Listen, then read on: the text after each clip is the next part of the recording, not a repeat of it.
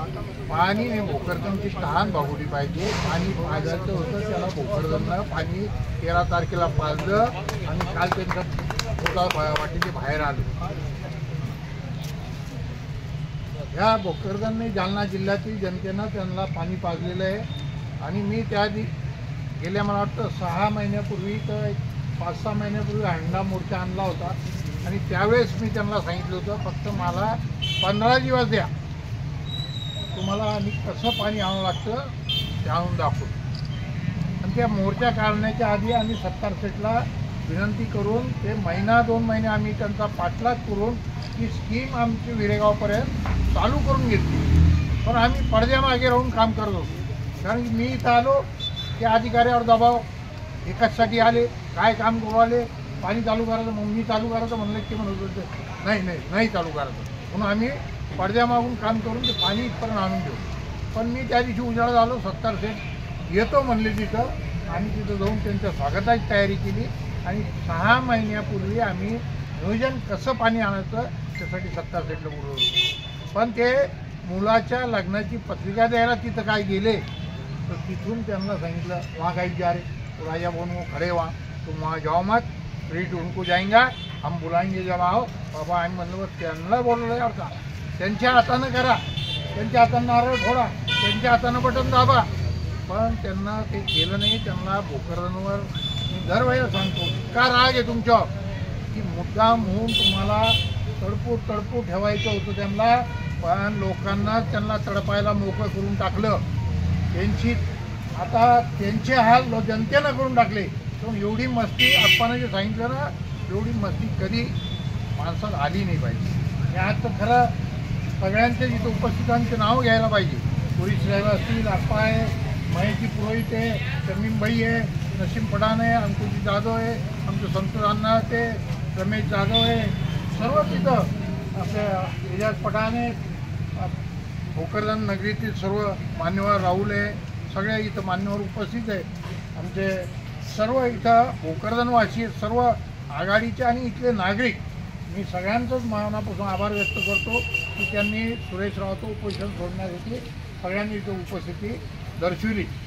आता त्यावेळेला त्यांनी तिथं सत्तार सेटला येऊ गेले नाही ना, ते आले असते तिथंच तो प्रश्न मिटला असता की याला अडचण काय, की कनेक्शन घ्यायला काय करावं लागतं. त्या दिवशी आम्ही कलेक्टरला भेटायला जाताना गाडीतून मी MSCBला फोन केला आणि सांगितलं की आम्हाला टेम्पररी कनेक्शन द्या तिथं आम्हाला तिथून पंपिंग करायला. त्यावेळेस तरी ही पाईपलाईन झालेली नव्हती. मी सांगितलं स्वतः मी ते 1.5 किलोमीटर पाईप विकत घेतो टेम्पररी LTP आणि तिथून वरून टाकून एक 8 ते 15 दिवसात त्या फिल्टरवर पाणी आणतो. ही पाईप तुम्ही वापरा, नाही तर मी माझ्या घरात घेऊन जाईल. पण मी माझ्या स्वतःच्या पैशांचं सांगितलं होतं. पण यांना कुठेही पुढाकार घेतला नाही आणि होणारं काम तिथं अडथळे आले. आता आम्ही तुम्हाला 6 महिन्यापासून तुम्ही काय करू आले, बरोबर आहे तुमचं साहजिक आहे. लोकांना इतके दिवस मी मोर्चा काढेपर्यंत हेच माहीत नव्हतं तर माझी टर्म संपली. लोकांना वाटतं राजाभाऊ कसं काय पाणी पावलं, अजून कसं काय नगरपालिकेत काही करून नाही आणि राजाभाऊ काय करते. त्या दिवशी त्यांना कळालं मोर्चा काढला की मी तर सत्तेत नाही. सत्ता आता दादू साहेबांनी सांगितलं त्या दगडी चाळीतून चालत होतो. आणि मी सुरुवातीला इथं कामाला याला कर्मचाऱ्याकडे यायला लागलो. मी जसं यायला लागलो तशा त्यांना शिवाय बसायला.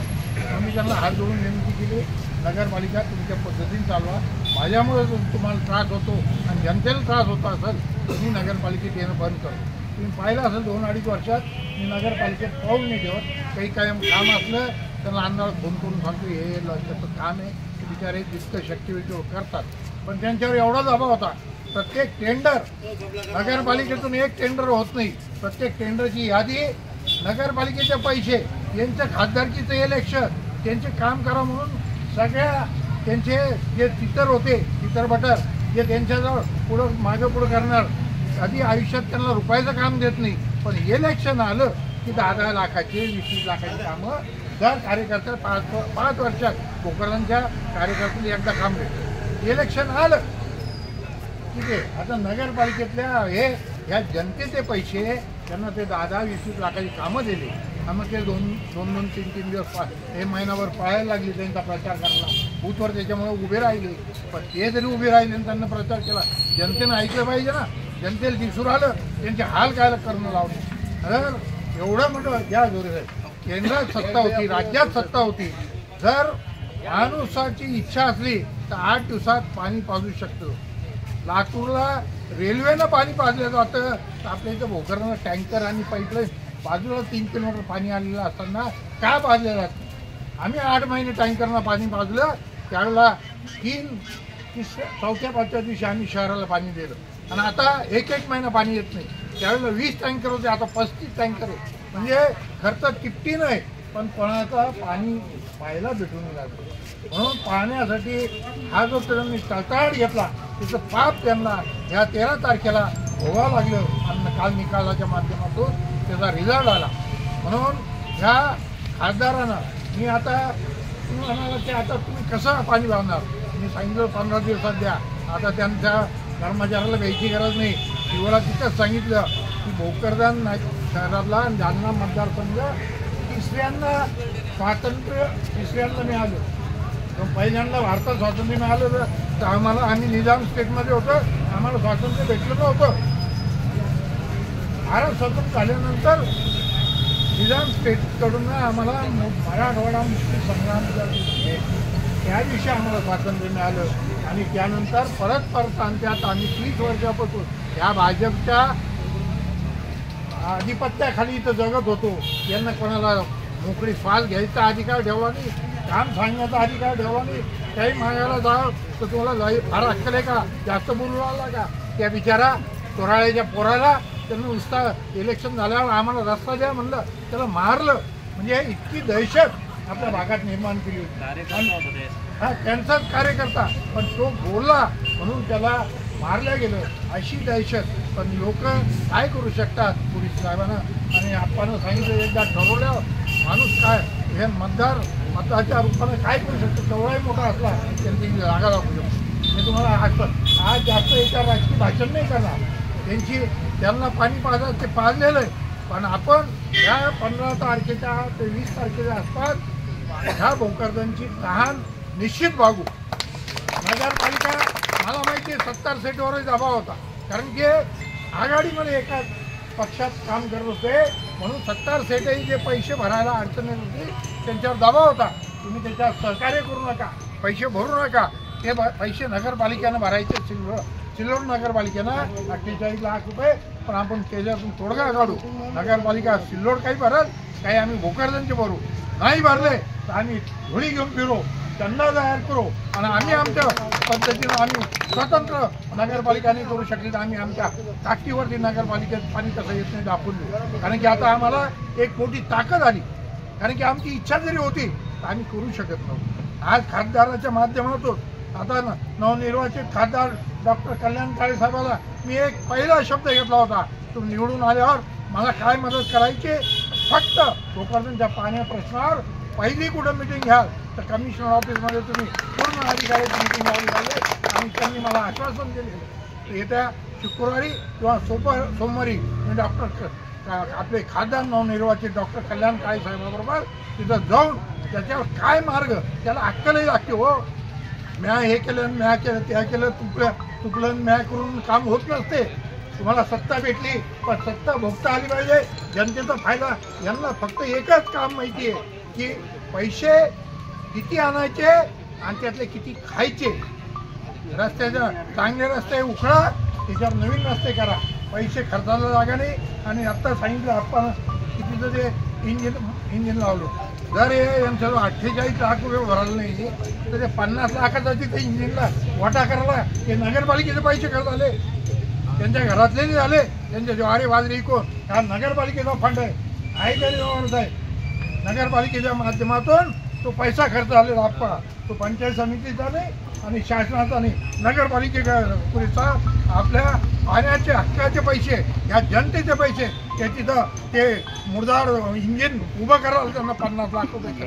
आणि या जिवंत जनतेला, जिवंत जीवाला पाणी पाजायला त्यांचं 50 लाख रुपये. आणि आता 50 कोटी खर्च केला तरी त्याला त्याची जागा जनतेनं दाखवली. अरे हे 50 कोटी खर्च करायच्या ऐवजी हे 50 लाख लावले असते नाही जनतेला पाहिलं असतं. आम्ही किती शिवायला असता या जनतेनं त्यांना डोक्यावर घेतलं असतं. पण अक्कल लागते त्याला की कुठं विकास करावा. स्वार्थ पाहिला तर कधीच जनतेचं भलं करू शकत नाही. जनतेचा विकास करायची आतमधून तळमळ असली पाहिजे.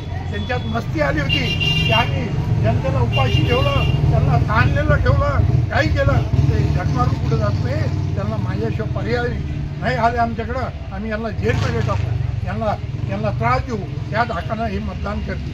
पण धाकानं ही लोकशाही चालत नसते. ही प्रेमानं म्हणून जिंकावं लागतं. प्रेमानं तुम्हाला मतदान घ्यावं लागलं असतं. जिथं चांगल्यांची राहिली नाही त्यांना यांची कुठं राहणार आहे. जसं आपण सांगितलं सोन्याच्या लंकेवाल्याची नाही त्यांना अतिरेक ज्यावेळेस केला राहणार त्यावेळेस तोही अति विद्वान होता पण त्याची प्रति भ्रष्ट झाली आणि सीतेचं हरण केलं आणि त्यांना यावेळेला चुकीचा पाऊल पडलं त्याची लंका जाळल्या गेली. म्हणून असे किती बहादर झाले की यांची सत्ता राहत नसते. म्हणून एक काळ असतो त्या काळापर्यंत तुम्हाला तुमची मस्ती दाखवता येते. पण जेव्हा जनता बदलते त्यावेळेस निश्चित तुमची जागा. मी ह्या जनतेला आश्वासन देतो मी काही करेल. जनतेला भीक मागेल, पुढाऱ्याला भीक मागेल. मला माहिती आहे राज्य सरकार सहकार्य करणार नाही कारण की आज राज्य सरकारमध्ये ते बसले. पण ते किती असले आम्हाला एक खांब आमचा आता मजबूत झाला. एक आम्हाला खाणं लिहून कुठेही अधिकाऱ्याकडे येणारा एक नेता आमच्याबरोबर आलेला आहे आणि तो त्याला डॉक्टर माणूस आहे, विद्वान माणूस आहे. त्याला नुसतं निदान करायची नाही तर त्याच्यावर इलाज करायची अक्कल पण आहे. यांना नुसतेच चुटकुले आणि गप्पा मारण्यात माहेर होते. पण कोणाकडनं काय काम करून घ्यायचं, अधिकाऱ्याशी कसं बोलायचं त्याच्यात तरबेज आहे. आणि त्यांच्याबरोबर आम्ही जाऊन निश्चित सुरेश तळेकर साहेबांना जरी प्रशासनाने 15 तारखेचं आश्वासन दिलं असतं तर मी राजाभाऊ म्हणून सुरेशरावला वचन देतो की आपण सगळे एकत्र प्रशासन काय करत नाही त्यांना पुढं घालून आपण नेऊ. कारण की त्यांची मजबुरी होती. अंकुशराव आपण त्यांना बोलतो पण त्यांचं मान आतून किती जातं. काल ते किती आनंदित होते मी त्यांच्या चेहऱ्यावरून पाहिजे. कर्मचारी एवढे आनंदित होते की आम्ही आज मुक्त झालो. कलेक्टर SP ते सगळे काय साहेबाचं मन मोकळेपणानं अभिन्न करून SP साहेब म्हणे मिरवणूक काढायची 144 आहे तुम्हाला मिरवणूक काढायची असेल आमची परवानगी म्हणे. आणि म्हणलं आता उशीर झाला त्यामुळे लोकांना त्रास द्यायचा नाही कायदा हातात येत नाही. 10 नंतर वाद्य नको ते मजबूर असतात नाही. म्हणून मी त्यांना त्यांच्यावर दोष नाही दिला की बिचारे सगळे बरोबर आले होते. पण कलेक्टर त्याला एखादा फार IAS अधिकारी ना